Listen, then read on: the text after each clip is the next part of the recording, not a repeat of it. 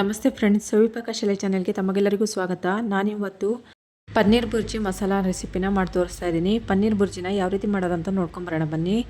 ಈಗ ಒಂದು ಬೌಲ್ ತಗೊಂಡು ಅದಕ್ಕೆ 1 ಕಪ್ ಆಗುವಷ್ಟು ಮೊಸರು ಹಾಕ್ಕೊಳ್ತಾ ಇದ್ದೀನಿ. ಅದಕ್ಕೆ ಇವಾಗ 1 ಸ್ಪೂನ್ ಆಗುವಷ್ಟು ಧನಿಯಾ ಪುಡಿನ ಹಾಕ್ಕೊಳ್ತಾ ಇದ್ದೀನಿ. 1 ಸ್ಪೂನ್ ಆಗುವಷ್ಟು ಅಚ್ಕಾರದ ಪುಡಿನ ಹಾಕ್ಕೊಳ್ತಾ ಇದ್ದೀನಿ. 1 ಸ್ಪೂನ್ ಆಗುವಷ್ಟು ಪಾವ್ ಭಾಜಿ ಮಸಾಲಾನ ಹಾಕ್ಕೊಳ್ತಾ ಇದ್ದೀನಿ. 1 ಸ್ಪೂನ್ ಆಗುವಷ್ಟು ಗರಂ ಮಸಾಲ ಪುಡಿನ ಹಾಕ್ಕೊಳ್ತಾ ಇದ್ದೀನಿ. ಇದಿಷ್ಟನ್ನು ಇವಾಗ ಮೊಸರು ಜೊತೆಲಿ ಚೆನ್ನಾಗಿ ಮಿಕ್ಸ್ ಮಾಡ್ಕೊಳ್ಬೇಕು. ಮಸಾಲೆ ಎಲ್ಲ ಚೆನ್ನಾಗಿ ಹೊಂದ್ಕೊಳ್ಳೋ ಥರ ಚೆನ್ನಾಗಿ ಇದನ್ನು ಮಿಕ್ಸ್ ಮಾಡ್ಕೊಳ್ಳೋಣ. ನೋಡಿ, ಇವಾಗ ಚೆನ್ನಾಗಿ ಮಿಕ್ಸ್ ಮಾಡ್ಕೊಂಡಿದ್ದೆಲ್ಲ ಆಗಿದೆ. ಇದನ್ನ ಇವಾಗ ಪಕ್ಕಕ್ಕೆ ಎತ್ತಿಟ್ಕೊಳ್ತಾ ಇದ್ದೀನಿ.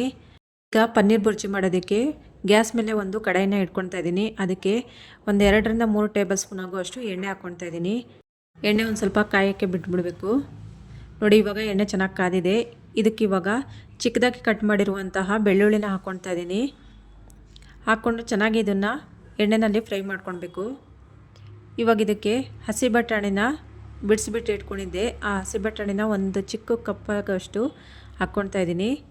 ಬಟಾಣಿ ಹಸಿದಾಗಿರೋದ್ರಿಂದ ನಾವು ಎಣ್ಣೆಯಲ್ಲಿ ಚೆನ್ನಾಗಿ ಇದನ್ನು ಬಟಾಣಿ ಮೊದಲೇ ಹುರ್ಕೊಳ್ಬೇಕು. ಇವಾಗ ನೋಡಿ, ಬಟಾಣಿ ಒಂದು ಸ್ವಲ್ಪ ಕಲರ್ ಚೇಂಜ್ ಆಗಿದೆ. ಇದಕ್ಕೆ 3ರಿಂದ 4 ಈರುಳ್ಳಿನ ಚಿಕ್ಕದಾಗಿ ಕಟ್ ಮಾಡಿಕೊಂಡು ಹಾಕ್ಕೊಂಡಿದ್ದೀನಿ. ಅದನ್ನು ಚೆನ್ನಾಗಿ ಹುರ್ಕೊಳ್ಬೇಕು. ಈಗ ಈರುಳ್ಳಿನೂ ಒಂದು ಸ್ವಲ್ಪ ಕೆಂಪಗಾಗಿದೆ. ಅದಕ್ಕೆ ಇವಾಗ 1 ಸ್ಪೂನ್ ಆಗುವಷ್ಟು ಶುಂಠಿ ಬೆಳ್ಳುಳ್ಳಿ ಪೇಸ್ಟ್ನ ಹಾಕ್ಕೊಂಡು ಚೆನ್ನಾಗಿ ಇದನ್ನು ಹಸಿ ಸ್ಮೆಲ್ ಹೋಗೋ ತನಕ ಹುರ್ಕೊಳ್ಳೋಣ. ಇದಕ್ಕೆ ಇವಾಗ 2 ಸ್ಪೂನ್ ಆಗುವಷ್ಟು ಕಡಲೆ ಹಿಟ್ಟನ್ನ ಹಾಕ್ಕೊಂಡು ಚೆನ್ನಾಗಿ ಇದನ್ನು ಎಣ್ಣೆನಲ್ಲೇ ಹುರ್ಕೊಳ್ಬೇಕು.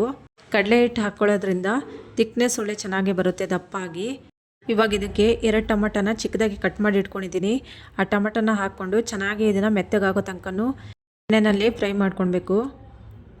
ನೋಡಿ, ಇವಾಗ ಟೊಮಟೊ ಒಂದು ಸ್ವಲ್ಪ ಮೆತ್ತಗಾಗಿದೆ. 1-2 ನಿಮಿಷ ಆಗಿದೆ. ಇದಕ್ಕೆ ಇವಾಗ ಒಂದು ಚಿಕ್ಕ ಕ್ಯಾಪ್ಸಿಕಮ್ನ ಕಟ್ ಮಾಡಿಕೊಂಡು ಹಾಕ್ಕೊಂಡಿದ್ದೀನಿ, ಚಿಕ್ಕದಾಗಿ ಪೀಸ್ ಮಾಡಿಕೊಂಡು. ರುಚಿಗೆ ಬೇಕಾದಷ್ಟು ಉಪ್ಪು ಹಾಕ್ಕೊಂಡು ಚೆನ್ನಾಗಿ ಇದನ್ನು ಮಿಕ್ಸ್ ಮಾಡ್ಕೊತ ಕಲಿಸ್ಕೊಳ್ಬೇಕು.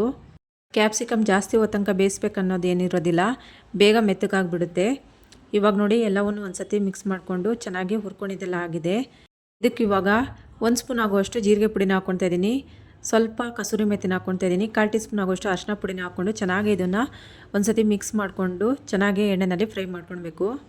ನೋಡಿ, ಇವಾಗ ಚೆನ್ನಾಗಿ ಫ್ರೈ ಆಗಿದೆ.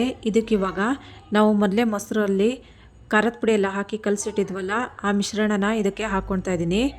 ನೀರೆಲ್ಲ ಏನೂ ಹಾಕ್ಕೊಳಕ್ಕೆ ಹೋಗಬೇಡಿ. ನಾವು ಏನು ಮೊಸರು ಹಾಕ್ಕೊತೀವಲ್ಲ ಅದೇ ಗ್ರೇವಿ ಥರ ಆಗುತ್ತೆ. ಇವಾಗ ನೋಡಿ, ಚೆನ್ನಾಗಿ ಇದನ್ನು ಮಿಕ್ಸ್ ಮಾಡಿಕೊಂಡು ಹುರ್ಕೊಳ್ಬೇಕು. ಈಗ 1-2 ನಿಮಿಷ ತನಕ ಚೆನ್ನಾಗಿ ಇದನ್ನು ಕುದಿಸ್ಕೊಳ್ಳೋಣ.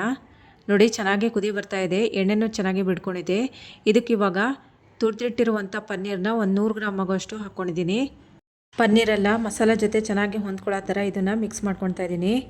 ಈ ಪನ್ನೀರ್ ಬುರ್ಜಿ ಬಿಸಿ ಅನ್ನ ಜೊತೆ ಕಲಿಸ್ಕೊಂಡು ತಿನ್ನೋದಕ್ಕೆ ತುಂಬಾ ಚೆನ್ನಾಗಿರುತ್ತೆ. ನೋಡಿ, ಇವಾಗ ಕಲಿಸ್ಕೊಂಡಿದ್ದೆಲ್ಲ ಆಗಿದೆ. ಇದನ್ನೊಂದು 2 ನಿಮಿಷ ಹಾಗೆ ಚೆನ್ನಾಗಿ ಕುದಿಯೋಕ್ಕೆ ಬಿಟ್ಬಿಡಬೇಕು. ಕೊನೆಯಲ್ಲಿ ಇವಾಗ ಒಂದು ಸ್ವಲ್ಪ ಲಿಂಬೆ ರಸನ ಹಿಂಡ್ಕೊಳ್ತಾ ಇದ್ದೀನಿ. ಬೇಕಿದ್ದರೆ ಕೊತ್ತಂಬರಿ ಸೊಪ್ಪಾದರೂ ಕಟ್ ಮಾಡ್ಕೊಂಡು ಹಾಕ್ಕೊಳ್ಬೋದು. ನೋಡಿ, ಒಂದು ಸತಿ ಲಿಂಬೆಹಣ್ಣು ಹಾಕ್ಕೊಂಡು ಮಿಕ್ಸ್ ಮಾಡ್ಕೊಳ್ತಾ ಇದ್ದೀನಿ. ನೋಡಿ, ನೋಡೋದಕ್ಕೆ ಎಷ್ಟು ಚೆನ್ನಾಗಿ ಕಾಣಿಸ್ತಿದೆ, ಕಲರ್ಫುಲ್ಲಾಗಿ. ನೋಡೋದಕ್ಕೆ ಎಷ್ಟು ಚೆನ್ನಾಗಿರುತ್ತೋ ತಿನ್ನೋದಕ್ಕೂ ಅಷ್ಟೇ ತುಂಬಾ ರುಚಿಯಾಗಿರುತ್ತೆ. ಪನ್ನೀರ್ ಬುರ್ಜಿ ಇವಾಗ ರೆಡಿಯಾಗಿದೆ. ಇದು ನಾನ್, ರೋಟಿ, ಚಪಾತಿ, ಪರೋಟ ಇದ್ರ ಜೊತೆ ತಿನ್ನೋದಕ್ಕೂ ತುಂಬಾ ಚೆನ್ನಾಗಿರುತ್ತೆ. ಈ ಸಿಂಪಲ್ ಆಗಿರುವಂತಹ ಪನ್ನೀರ್ ಬುರ್ಜಿ ಇಷ್ಟ ಆದರೆ ನೀವು ನಿಮ್ಮ ಮನೇಲಿ ಒಂದ್ಸತಿ ಟ್ರೈ ಮಾಡಿ ನೋಡಿ ಫ್ರೆಂಡ್ಸ್. ಇಷ್ಟ ಆದರೆ ಲೈಕ್ ಮಾಡಿ, ಶೇರ್ ಮಾಡಿ, ಸಬ್ಸ್ಕ್ರೈಬ್ ಮಾಡಿ friends. Thank you for watching.